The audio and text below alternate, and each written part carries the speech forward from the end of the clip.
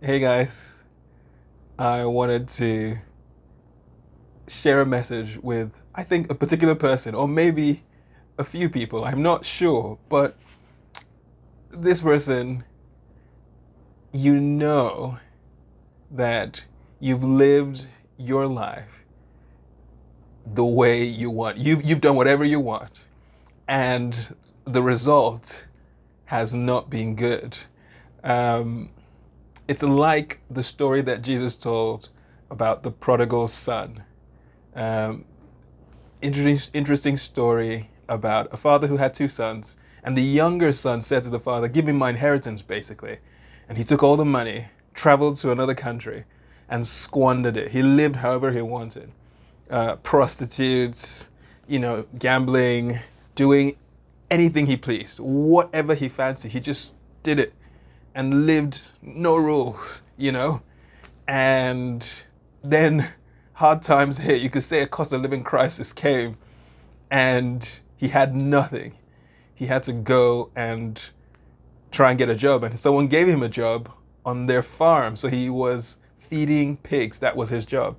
And no one gave him any food. And he got so hungry that he was tempted to start eating the food he fed the pigs. That's how bad it got.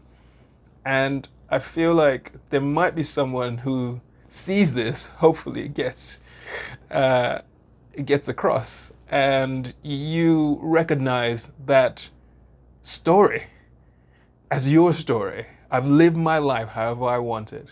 I've done whatever I pleased. I've done whatever suited me. And the son goes and says to he decides, the son in the story goes and says, "Look, the servants in my father's house eat better than I'm about to. I don't have to eat pig's food. I can just go back to my father and say, 'Please hire me as a servant. I'm sorry, I've sinned against heaven and I've sinned against you.'" And I think that story resonates with the person who this message is for. That you know, I've lived my life how I wanted. I've done whatever I pleased. I have actually sinned. Like when people say sinned, and I feel like you might have been pretending like everything is okay.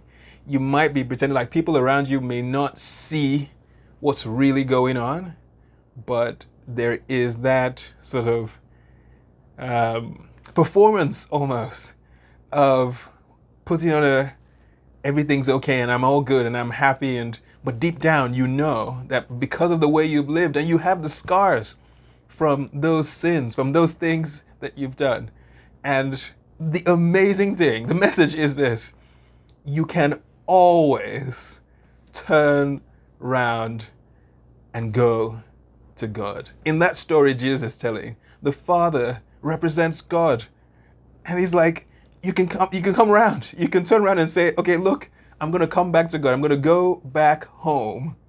Okay? And God will receive me. The Father is so loving. Guess what?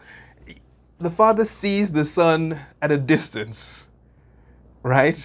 And the Father runs to him. The Father runs to him, hugs him, kisses him. That's a Middle Eastern style greeting and welcome. Um, you know, and embraces him. He puts a robe around him. It basically reinstates him to sonship because he was coming thinking, "I'm going to be a servant." No. And this is what God wants to do to you. I don't know where you're at, but God wants to restore you. And the thing is this, the beautiful thing is this: don't feel like you have to pretend with God.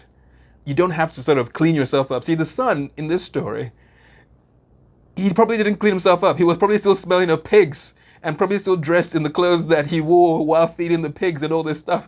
He didn't stop at the local Airbnb and just, freshen up a little bit before going to see dad. No, he came as he was.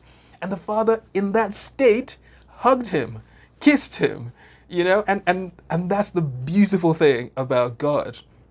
You see, the son had to make a decision. I'm going to go home.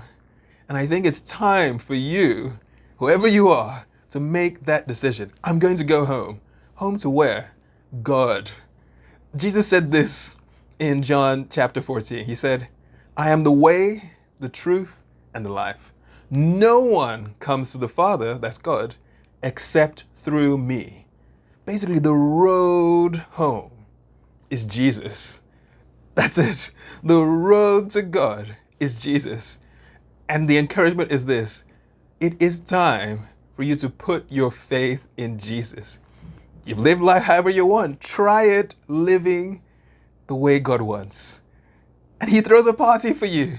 He celebrates when you come home. God is so excited when you turn around and say, Dad, I'm home.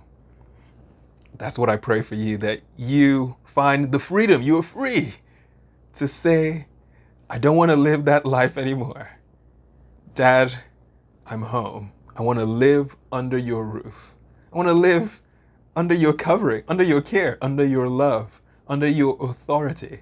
I want to live as your child. And that's what God wants. So I encourage you, wherever you are, it's time. Make that decision. Don't wait.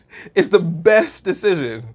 It's literally the best decision anyone can ever make.